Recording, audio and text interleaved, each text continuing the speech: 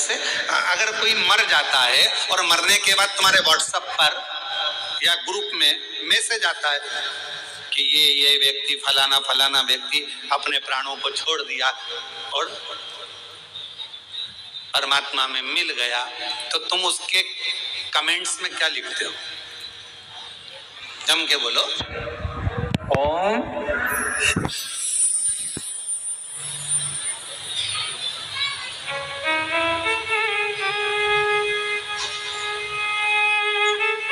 क्या लिखा तुमने? जम के बोलो जरा, ओम शांति। ठीक है, और कुछ लिखा? हाथ जोड़ लिए, फूल बना दिया, फूल का गुच्छा बना दिया, भले वो कैसा भी हो। तुमने ये लिखा कि बहुत एबला था, बहुत उपद्रवी था? नहीं, आपने क्या लिखा? ओम शांति। मतलब पूरी जिंदगी व्यक्ति ने संघर्ष किया, पूरी जिंदगी व्यक्ति ने काम किया, और आखिरी में लोग जब खड़े होकर श्रद्धांजलि भी देते हैं तो क्या कहते हैं कि 2 मिनट का मौन उस जीवात्मा की शांति के लिए धारण। और लोग हाथ ऐसा लंबा करके और बिल्कुल शांति से एकदम खड़े हो जाते हैं उस जीवात्मा की शांति के लिए। पर जरा विचार करिए कि वो शांति जो वो पूरी जिंदगी ढूंढता रहा, आखिरी तक नहीं मिली, मरने के बाद उसको शांति मिली। और शिव महापुराण की कथा कहती है कि मरने के बाद लोगों को शांति मिलती है। वो शांति अगर शिव कहते हैं मेरा मंदिर, मेरा देवालय, मेरा शिवालय जहां मैं रहता हूं, लोग उसे शमशान कहते हैं। मैं जहां रहता हूं काशी, जिसको लोग महाशमशान कहते हैं, जहां मैं निवास करता हूं वो स्थान मेरा कैलाश माना जाता है। तो शंकर जी कहते हैं यदि संसार का मनुष्य जीते जी, मरने के बाद नहीं, जीते जी अगर शांति चाहता है तो मेरे मंदिर में, मेरे शिवालय में आकर अगर एक लोटा जल चढ़ाता है तो वो शांति उसको जीते जी प्राप्त हो, वो शांति उसको जीते जी। अब मरने के बाद अगर लोग ओम शांति लिखें, मरने के बाद लोग ओम शांति कहें, मरने के बाद श्रद्धांजलि में कहें 2 मिनट का मौन धारण करो जीवात्मा की शांति के लिए, उससे अच्छा है अपनी शांति अपने को इकट्ठा करना है। इसलिए 1 लोटा जल लेकर शंकर के मंदिर में जाओ, शिव जी को 1 लोटा जल समर्पित करो, हृदय से अपने भीतर उस शांति को आप पाओगे। जब शिव जी को 1 लोटा जल चढ़ाओगे, हृदय से शांति का अनुभव। एक पत्र है, देखिए,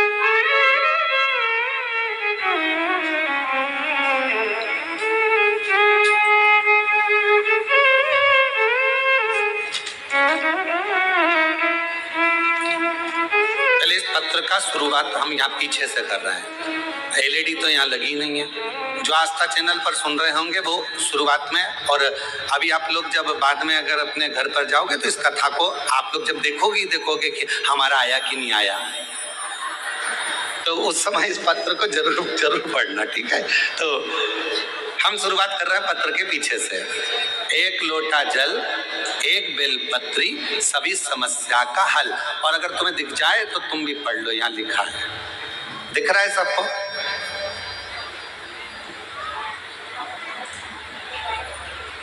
कुछ माताएं चश्मा आगे पीछे करके देख रही है,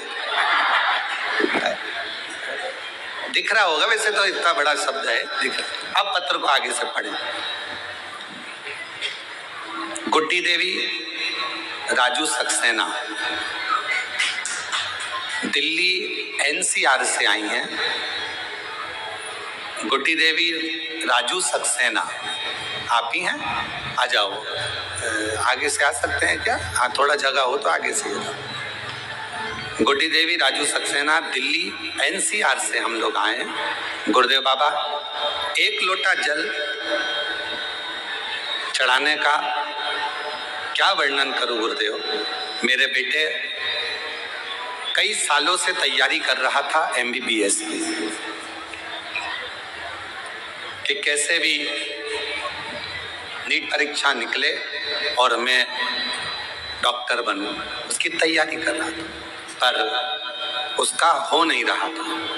एक बार उसने एग्जाम दिया, नहीं नंबर आया, दूसरी बार नंबर नहीं आया, तीसरी बार नंबर नहीं आया, तब आखिरी में उसने हिम्मत हारी, और हिम्मत हारा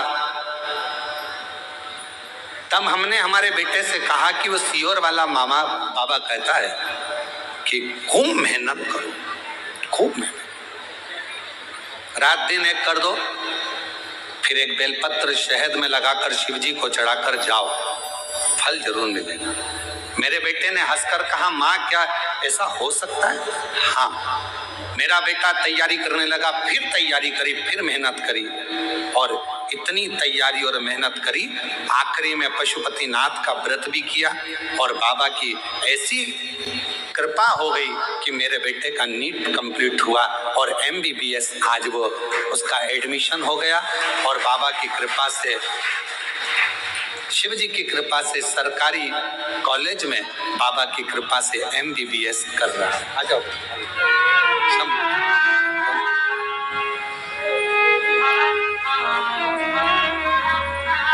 बाबा, हम धन्यवाद देने के लिए आए हैं। शायद हमारी जिंदगी की सबसे बड़ी खुशी है जो कुबेरेश्वर बाबा ने दी है। शंभू शंभू रोते नहीं, रोते नहीं।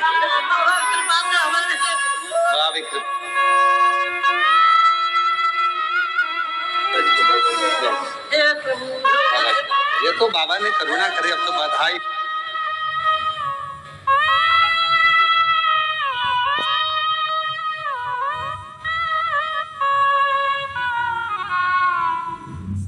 तेरी कृपा का क्या है भरोसा, कब किस पर हो जाए, जरा सी हम पर करो, जिस पर भी होगी तेरी कृपा करुणा,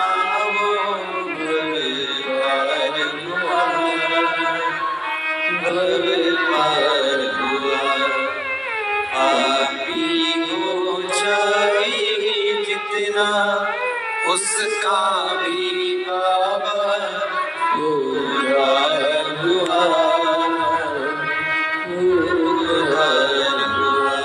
गिद्ध अजामिल गणिका जैसी तेरे मन को भाए। माता जी लिखी है, बाबा पूरे घर को आश्चर्य है, हो नहीं सकता था, साधारण व्यक्ति हैं हम लोग, क्या हमारा बेटा भी डॉक्टर बन सकता है? पर कुबेरेश्वर बाबा पर आस लगाई ना बाबा, आज विश्वास जाग गया कि एक साधारण परिवार का बेटा भी डॉक्टर बन सकता है। ये शिव की करुणा इसी को कहते, शंकर की करुणा, उसकी उदारता इसी को कहते हैं। बस आप विश्वास कितना कर रहे हैं। ये 5 दिवसीय कथा नहीं है, ये मेरे भगवान शंकर 5 मुखों से, मेरे शंकर भगवान अपनी शिव पंचायत में सूर्य नारायण भगवान, नारायण, माँ जगतजननी, शंकर जी, स्वयं गणेश जी महाराज, ये सब पंच देवता आपके दरवाजे पर आकर, आपके घर पर आकर, मेरे शंकर भगवान 5 मुख से शंकर की 5 पंचायत, शिव पंचानन भगवान शंकर मेरे ओघड़दानी शंभू आपके घर पर आकर ये 5 दिन में आपके पूर्वजों का कल्याण करना और आपका भंडार भरने की ये पवित्र कथा है।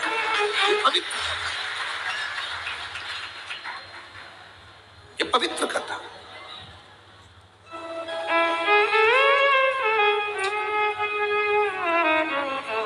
अभी कृष्णेश्वर कथा हुई तो हमारा मन था कि ये कथा उस समय पर हमारा मन हुआ था पहले कि भाई ये 5 दिन आराम कर, परंतु तो ध्यान में आया कि ये पितृपक्ष के वो 5 दिन है,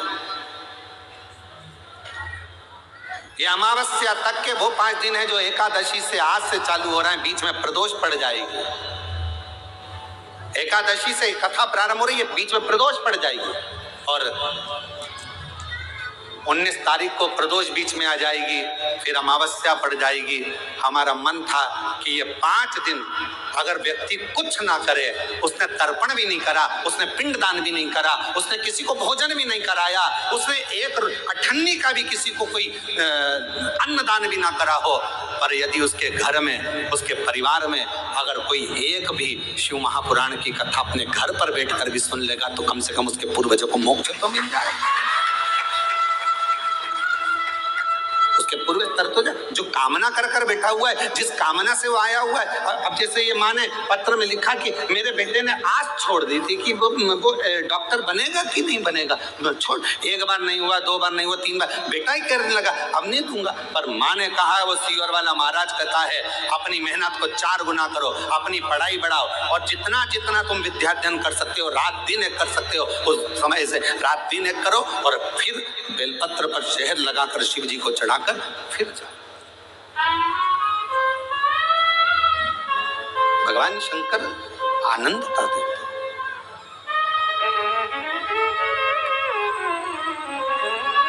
सुख देते।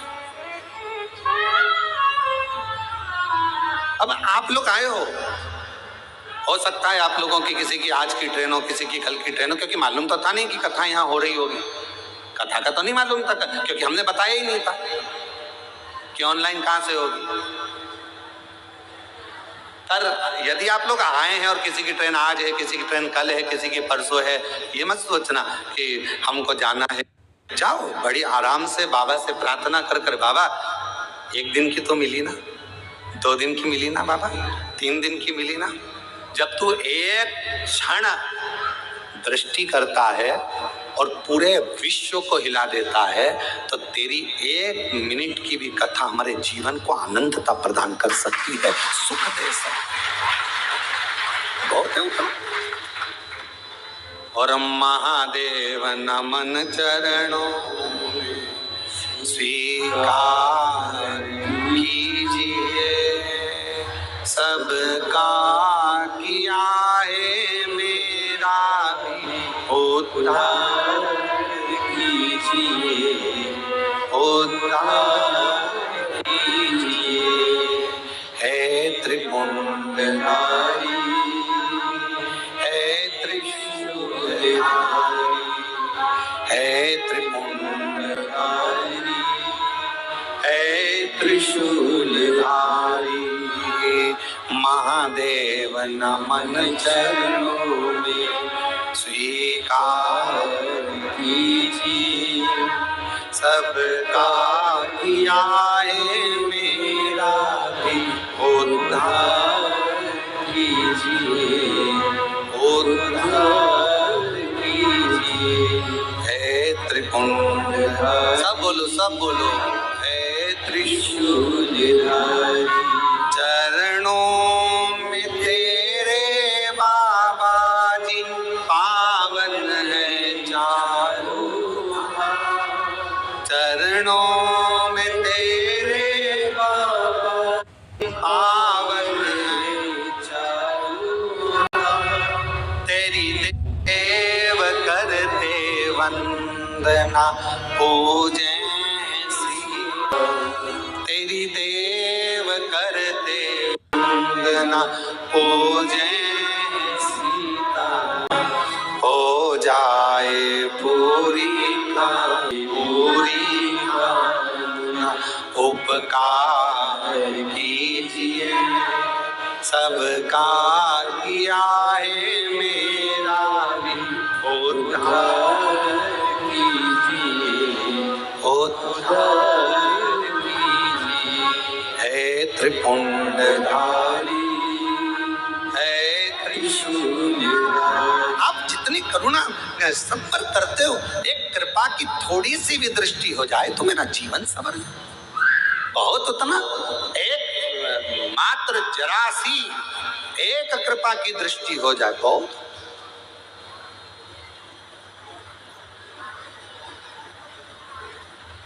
सूर्य का प्रकाश कितना भी छुपाओ, थोड़ी सी भी किरण अगर घर के अंदर आ गई, पूरे घर में उजाला कर देती है। उसी तरह शंकर भगवान को चढ़ाया गया एक लोटा जल, और उस जल का चढ़ा हुआ थोड़ा सा भी भाग हमारे ऊपर आ गया, आचमन में आ गया, घर पर छींट दिया तो पूरे घर को लक्ष्मी से, वैभव से, संपदा से, धन से, सत्ता से भर देता। शिव शिव है, उसका तेज पुंज, उसका आनंद। इसीलिए किसी भी देवता के सम्मुख में ये नहीं कहा जाता कि ये ज्योतिर्लिंग है, ये ज्योतिर्लिंग है, ये ज्योतिर्लिंग है। केवल शंकर भगवान के शिवलिंग को जब भी दर्शन करोगे, ये शिवलिंग ज्योतिर्लिंग है, ये ज्योतिर्लिंग है, ये ज्योतिर्लिंग है, अर्थात इसमें एक ज्योति समाई हुई है। वो दिव्य ज्योति आपके और हमारे जीवन का कल्याण कर दे, वो दिव्य ज्योति।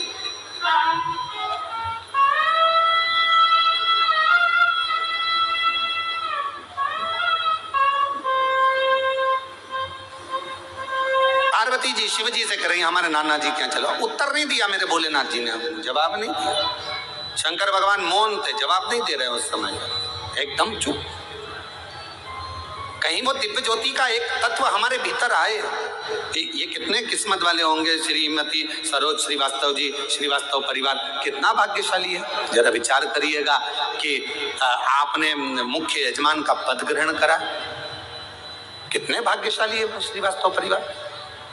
मैं आपको बहुत बहुत साधुवाद देता हूँ श्रीवास्तव परिवार। माता जी आपको भी बहुत साधुवाद देता हूँ, बहुत साधु। ये कहीं पूर्वजों का कोई क्रम होगा, कहीं पूर्वजों के आपके संस्कार और आपके पिताजी के संस्कार, माता जी के संस्कार, पूर्वजों के कोई अच्छे संस्कार होंगे जिसके कारणवश कुछ बाबा की ऐसी कृपा हुई होगी, हमारा पुण्य की गुल्लक भराई होगी, तब जाकर ये पुण्य की गुल्लक टूटी होगी, तब यीशु महापुराण के यजमान पद ग्रहण करा। और साथ में मैं धन्यवाद दूं यश चौहान जी को, जो अम्बाला से, उनको धन्यवाद देता हूं कि एक दिन के यजमान पद आप ग्रहण करें। साथ में यजमान देता हूं जसपाल सिंह जी को, गीता जी को, रानी जी को, जो एक दिन के यजमान पद ग्रहण करें अम्बाला से। साधुता है आप, ये शिव तत्व के बिना हो ही नहीं सकता।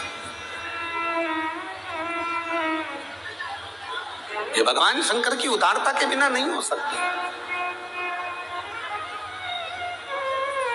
शिव जी मौन हो गए, शांत, और जितना शांति में सुख है उतना, कहीं लोग मरने के बाद ओम शांति करते हैं, लोग मरने के बाद शांति को ढूंढते हैं, लोग मरने के बाद कहते हैं इसकी आत्मा को शांति मिले। क्यों कहते हैं आत्मा को शांति? क्योंकि दिन भर काम करता रहा, व्यस्त रहा, कार्य में लगा रहा, यहाँ लगा रहा, वहां लगा रहा, 24 घंटे लगा रहा, शांति को ढूंढता रहा, पर शांति मिली नहीं, आखिरी में मर गया। और मरने के बाद लोगों ने कहा इसकी आत्मा को शांति मिल जाए। शिव महापुराण की कथा में शंकर भगवान का चरित्र कहता है, हे पार्वती, दुनिया के लोग शांति को ढूंढने के लिए जाएंगे, पर जिस दिन मेरे शिवालय में एक लोटा जल लेकर पहुंचना प्रारंभ करेंगे, जिस दिन मेरा भजन करना प्रारंभ करेंगे, जिस दिन मुझे पहचान जाएंगे, शिव महापुराण को जानने लगेंगे, तब उनके हृदय में अपने आप शांति का अनुभव होने लगेगा, उनके भीतर शांति आने लगेगी।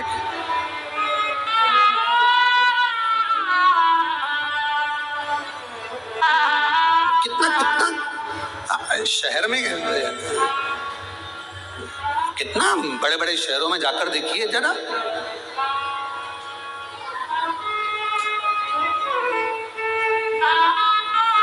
हमारा सीहोर शहर तो बहुत छोटा सा है, इतना बड़ा भी नहीं है। अगर सीहोर में कहीं का घूम जाए तो आधे घंटे बाद पकड़ के मोहल्ले के लोग ही उसके घर छोड़ जाते हैं।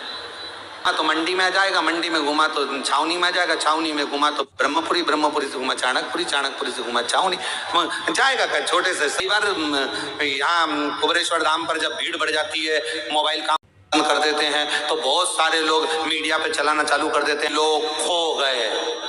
अरे भाई, मुंबई में खोते तो चल, दिल्ली में खोते तो चल जाता, मेरठ में खोते तो चल जाता, बड़ी मेट्रो सिटी में खोते तो चल जाता, सीहोर में तो कोई खो भी गया आधे घंटे बाद मिल जाता है। ये यहाँ का ढूंढ रहे हैं, नहीं मिल रहा, और जैसे मोबाइल लगा, नेटवर्क मिला, कहाँ जाओ।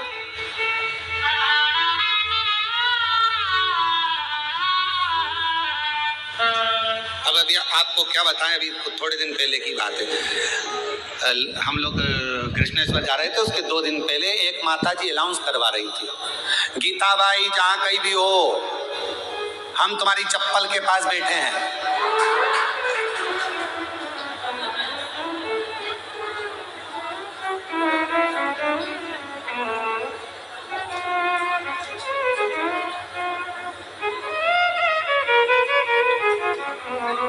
गीताबाई भी कितने अच्छे में कहाँ बिठा के गई, चप्पल के। और उसको बोलना था, अरे गीताबाई जहाँ कहीं भी हो, हम कंकर शंकर की भूमि पर कंकर के पास में शिव के पास बैठे हैं, मंदिर के पास बैठे हैं, तू आ जा। अब अनाउंसमेंट क्या करा रही है, हम चप्पल 4 बार अनाउंस करवाया। फिर अंदर खबर गई भोजनशाला में जहाँ भोजन चल रहा था। हमने कहा कि ए बच्चों जरा देखो रे जाके, वो 4 बार अनाउंसमेंट करवा चुकी है, गीताबाई कहीं हो, हम उसके चप्पल के पास बैठे हैं, जाओ जरा। तो उन्होंने अंदर रसोई घर में पूछा गीताबाई कौन है, तो गीताबाई तो आराम से गुलाब जामुन खा रही थी, गुलाब जामुन खा रही। अब कुबरेश्वर धाम का तो नियम है, एक खिचड़ी बनती है, सवेरे सब्जी बनती है, रोटी पूड़ी बनती है, और इसके बाद में अपना एक मीठा एक नमकीन, ये भोजन का नियम रहता है। सुबह 10 बजे चालू होता है, 10:30 बजे तक, और शाम को चलता 3-4 बजे तक। वो क्रम करके शाम को खिचड़ी प्रसाद होती है। यहाँ का तो नियम जैसा है वैसा, एक मीठा एक नमकीन भोजन, ये सब प्राप्त होता है। उस दिन गुलाब जामुन बने, वो गुलाब जामुन खा रही हो। अब लड़कों ने जाकर कहा कि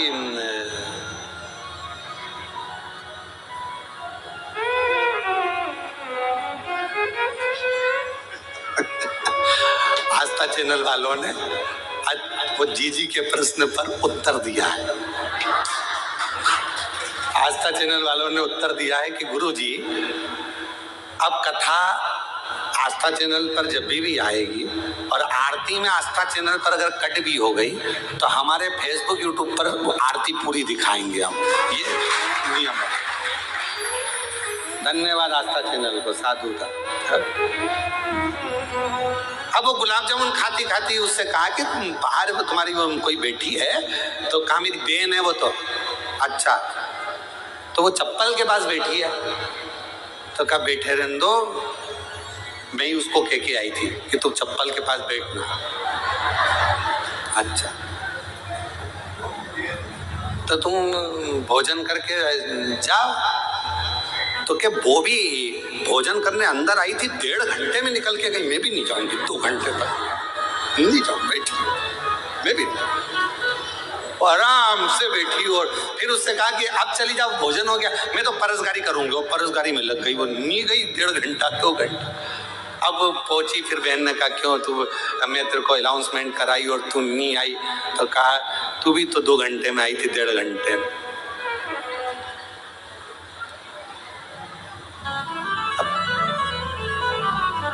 ऐसा लगता है कुबरेश्वर बाबा की भूमि पर कि जैसे यहाँ मायका आपका बाप के घर में आनंद करने के लिए लोग पिता के, तो कोई ये विचार ना करे, कोई ये ना सोचे कि भाई घूम गए। भगवान शिव कह रहे हैं शांति को अगर पाना है तो मेरे मंदिर तक आना पड़ेगा, शांति को पाना है तो मेरे नजदीक में आना पड़ेगा। भगवान शिव से पार्वती जी कर रही है पितृलोक चली, और शंकर भगवान मौन हो जाते, एकदम शांत हो जाते, चुप हो जाते, बोलते कुछ नहीं, एकदम मौन।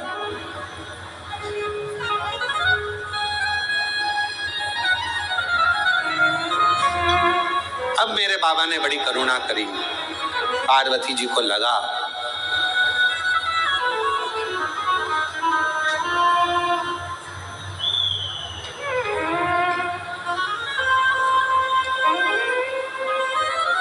कि शिव जी जाना नहीं चाहते,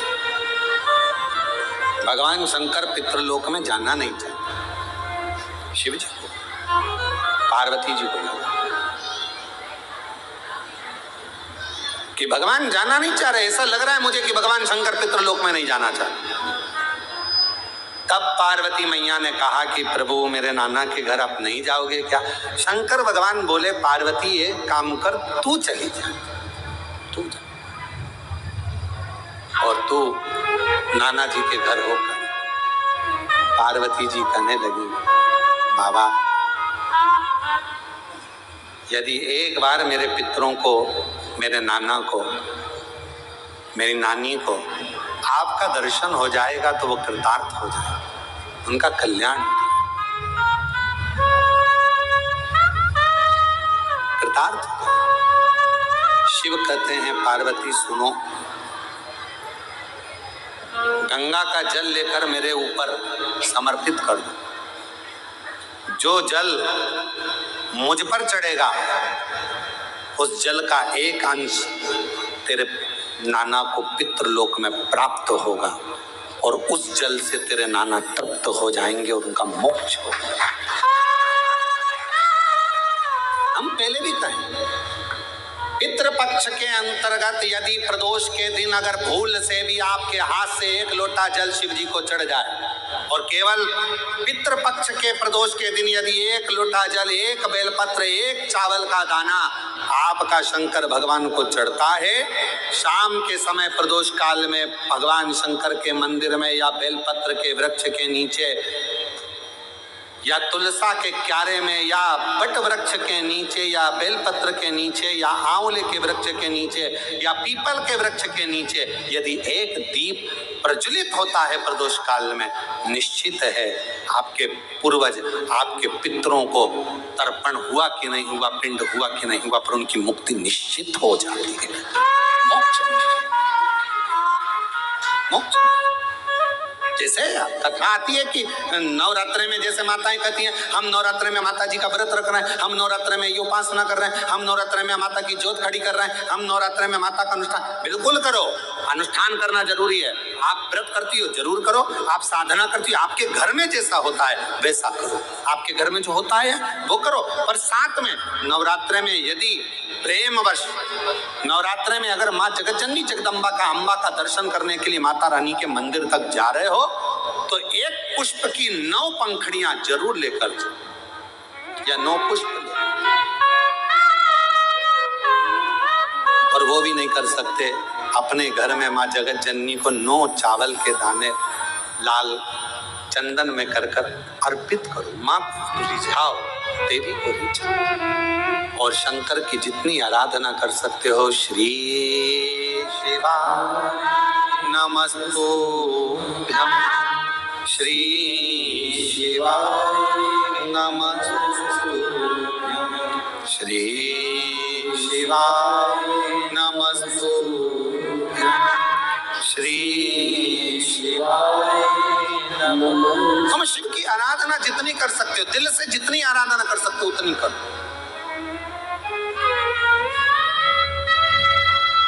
भगवान शंकर को जितना रिझा सकते हो उतना रिझा।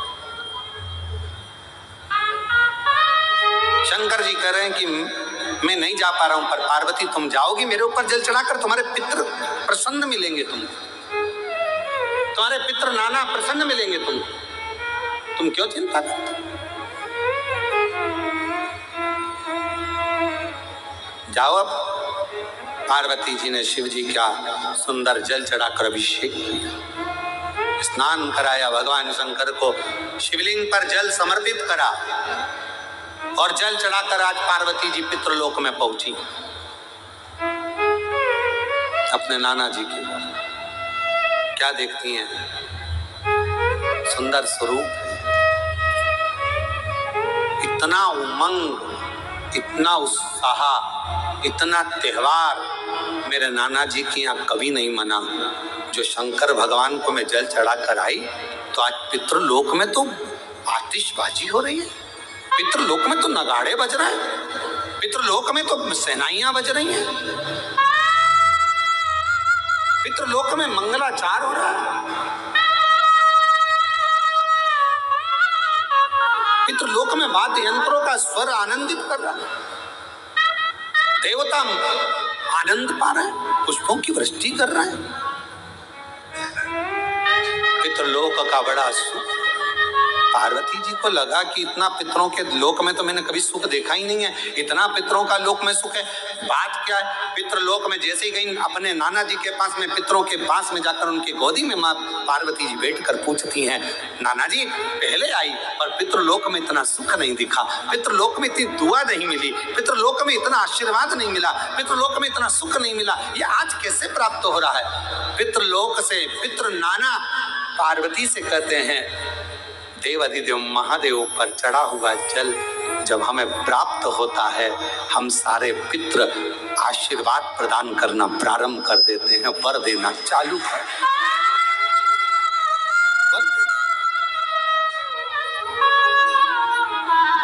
मेरे भोले तेरा सहारा है, मेरे भोले तेरा सहारा है, मेरी नैया का तू